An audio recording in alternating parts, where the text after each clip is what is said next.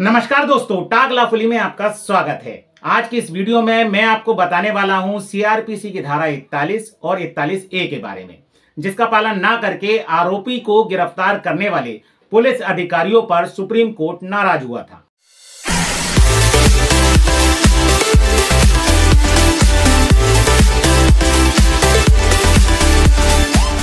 Actually supreme court के सामने Satyendra Kumar until बनाम केंद्रीय जांच ब्यूरो का एक मामला आया था और इस मामले में सुप्रीम कोर्ट ने 11 जुलाई 2022 को कुछ दिशा निर्देश जारी किए थे, जिनका जानना बेहद ही ज्यादा महत्वपूर्ण है। इस मामले में सुप्रीम कोर्ट ने कहा था कि सीआरपीसी की धारा 41 और 41A भारत के संविधान के आर्टिकल 21 का महत्वपूर्ण अंग है।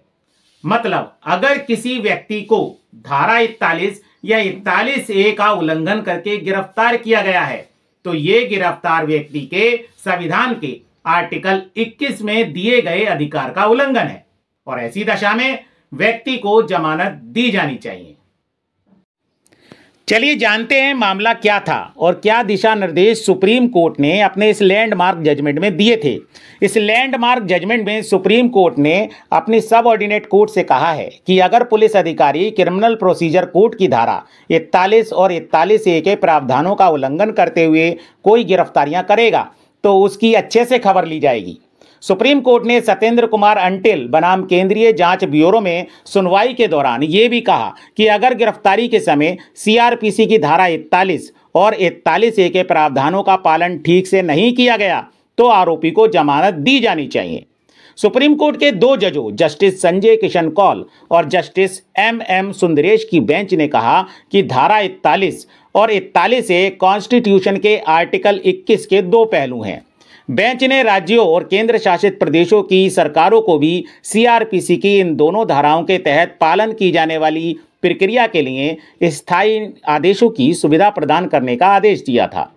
दरअसल सीआरपीसी की धारा 41 उन परिस्थितियों का उल्लेख करती है जब पुलिस अधिकारी मजिस्ट्रेट के आर्डर या वारंट के बिना किसी व्यक्ति को गिरफ्तार कर सकता है, जबकि 41A के तहत मुख्यतः उन बातों का जिक्र है जिनमें पुलिस अधिकारी के लिए किसी व्यक्ति को गिरफ्तार करने के बजाय नोटिस दिए जाने का प्रावधान है।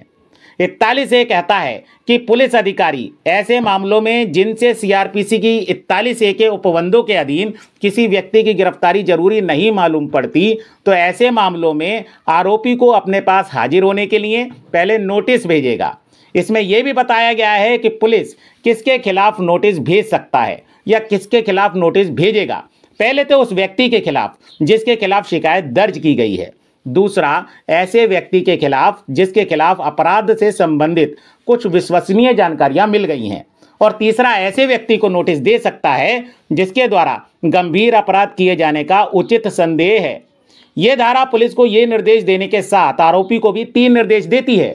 पहला ये कि वे नोटिस में कही गई बातों का पालन करे, दूसरा ये कि अगर व्यक्ति नोटिस के निर्देशों का पालन करता है और पुलिस के सामने हाजिर होता है तब पुलिस उसे संबंधित शिकायत या संदेह के मामले में गिरफ्तार नहीं करेगी।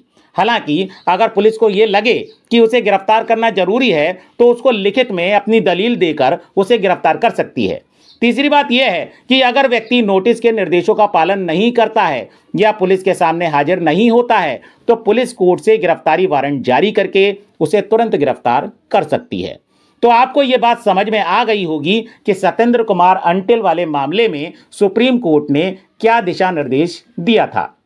क्योंकि अब नया क्रिमिनल प्रोसीजर कोड जारी हो चुका है जिसका नाम भारतीय नागरिक सुरक्षा संहिता 2023 है, जिसने पुरानी दंड प्रक्रिया संहिता का स्थान ले लिया है और जिसे 1 जुलाई 2024 से लागू भी किया जाएगा। तो इसमें धारा 41 और 41A को धारा 35 और 35 की उपधारा 3 से रिप्लेस किया गया है। तो चलिए आइए जानते हैं क्या कहती है भारतीय नागरिक सुरक्षा संहिता की धारा 35 और 35 की उपधारा 3।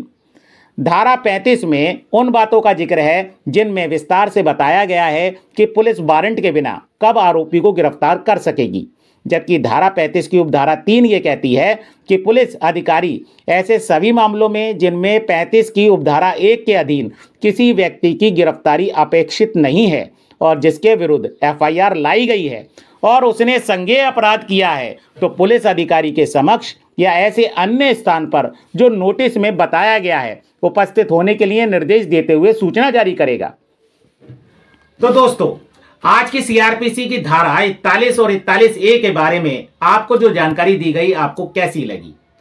आप इसी तरह से विधिक जानकारी के लिए आप हमारे चैनल को लाइक कर सकते हैं, शेयर कर सकते हैं और सब्सक्राइब भी कर सकते हैं।